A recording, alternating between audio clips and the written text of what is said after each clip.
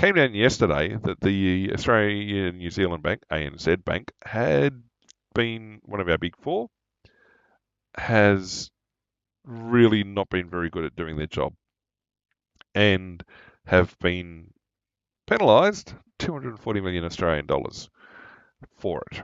And that includes, well, in part, ripping the government off. The bond trading thing that I see here, apparently they were the financial party or the financial institution that was going to help the government sell a tranche of bonds. And apparently, in order to hedge the risk associated with it, the bank is supposed to take a bunch of hedged positions to offset the risk.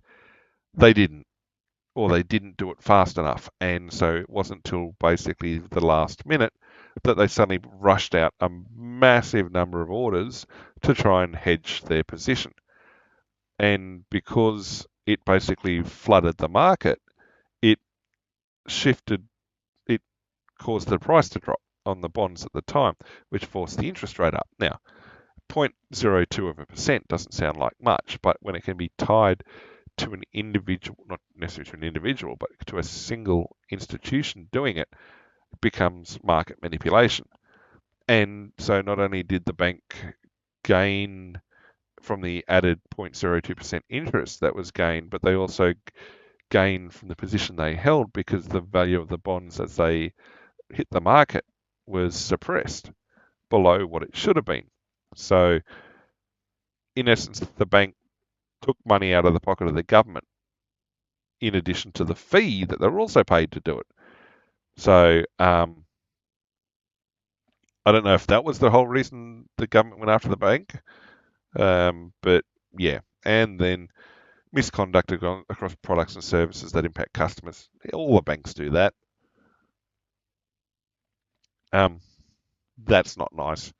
Anyone who's had to deal with a deceased estate knows how difficult some service providers can be, even when you supply full signed death certificates and everything else. Yeah, it can be difficult. So yeah, okay, well there you go. The ANZ errors resulted in a lower bond price, which meant the bank gained and it cost the government.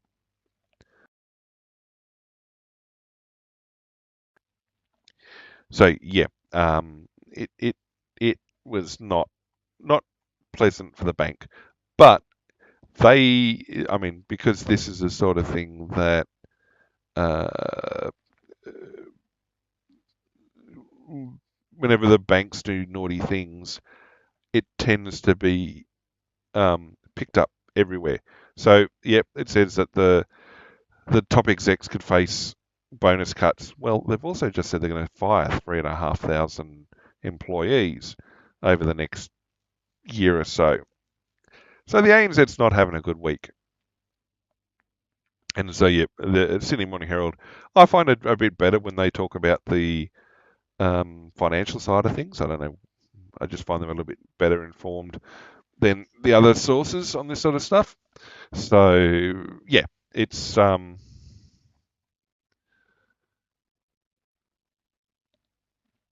yeah, the bank being naughty.